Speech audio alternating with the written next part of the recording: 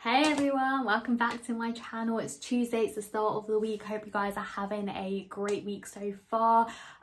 If you've been following my Instagram journey, then you know I finally got my new iWatch, which is still pairing. And don't ask about the strap, I know I've got it on wrong, but I tried so many different ways on how to get it on. I just wanted to wear it for the video, so it's still pairing or whatever not. But anyways, let's get straight into this video. My name is Radhika. I'm a property investor and I've nearly been investing in for 4 years now. I can't even believe it's been 4 years nearly. And I've started the YouTube journey just to kind of help other people. YouTube and social media weren't as like a major thing when I started property, so hopefully you can use this free advice to help get started on your journey. So without further ado, let's get straight into this video. The title of the video was, but it's 10 questions to ask anytime you're going to view a property, before you go to view a property, or whilst you're at the property, probably whilst you're at the property, and hopefully the owner is there as well.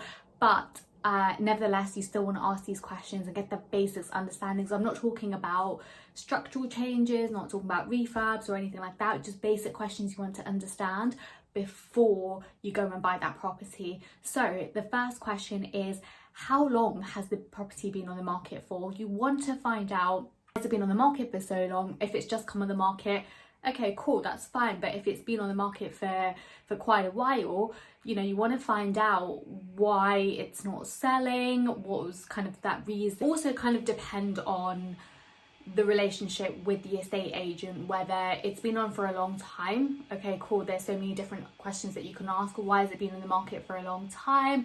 Has it fallen through a sale in the meantime? Has it fallen through multiples of sales? Is there anything particular that we should know about why it's been on the market for so long? However, on the flip side, if it's been on the market for a short while, is there increased competition? What is the competition like? Who is looking to buy it? Have you been viewing to investors? Have you been looking at new time buyers, first time buyers even? Or are you looking at families? Like, what is that demand for that particular property? And then you can kind of see what you're up against, whether it's other investors or people buying a residential house. Second question you want to ask is, how long have the owners lived there? And you could probably do a bit of research on Rightmove, but it's always just good to understand, okay, you know, how long have they been living there for? Have they spent their life there? Is it somewhere where they're just going to change every 2 years, 3 years, etc.? Just want to find out how long they've lived there. And then based on that, you can also ask subsequent questions like, has there been any major refurbs done? And I know that's going to be a question like later on that I'm going to come on to, but it's just a good idea to understand, okay, what has gone on in this property? Which brings me nicely onto the third question is, why are they selling? Now this can be a whole range of questions, but you really want to find out why, and this is where confidence comes in. You need to be asking why are they selling? And there's so many different scenarios and I'm not even going to get into them, but you want to get to the core problem, because if there's a problem with the house, then you want to find out, and you literally just ask, okay, cool, why? Okay, cool, why? Okay, I say okay, cool, but you don't have to say that. But you want to find out why, just get to that root problem.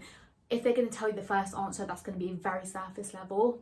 Then you're going to cut down the onion. You know, you've all heard that saying about peeling into the onion. I think that's what it is. But yeah, you just want to peel down all of the layers to get to that root cause, essentially. Fourth question, and it really depends on how you want to answer these or ask these questions, is, how did you come up with the price? How did you derive the price? Was it the estate agent? Was it the seller? Because again, you can find out different problems. Is it repossession? Is there some sort of lease or something like that needs to be like extended? Is there renovations or something going on? Is there an uplift in the town centre or something like that? You just want to find out, how did they come up with that particular price? Keeping within that price theme, the fifth question is going to be, how many offers have they had? And this can be in the total lifespan over the last few months. Is there any particular offers on the table now? Have they declined any offers within the last 6 weeks? Have they declined multiple offers in the 6 weeks? What is that? And then the sixth question is, what is the actual minimum that the sellers are willing to take? If I was to present X amount on the table, whatever that minimum price is, would they be happy with it and kind of shake hands on the deal?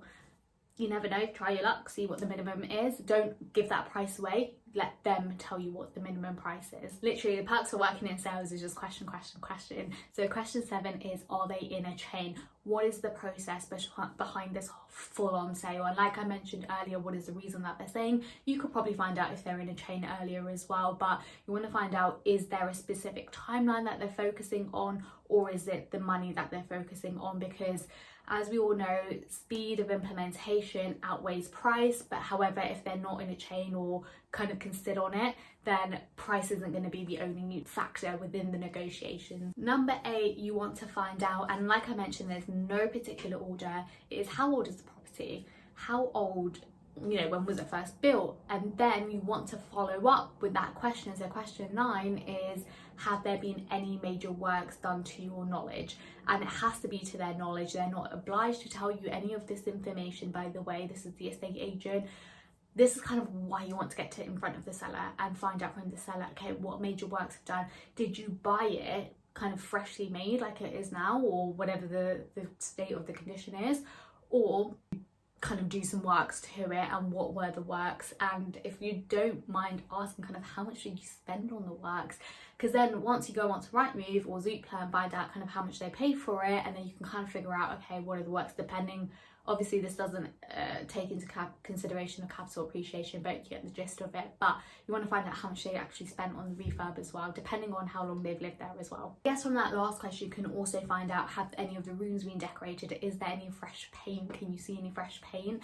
And the boiler is one question. So I guess there's 11 questions in this, I guess, but the last question is about the boiler. How old is the boiler, and is everything okay with the boiler? Because you really want to find out what the warranty is of the boiler, when was the last time it was installed, and it will give you a clear picture of kind of, do you need to replace the boiler or not? And lastly, okay, probably 12 questions. I could probably keep going with these questions, you know, but the final question is, how much do you value this property? What is the actual price of this property that you think it's worth?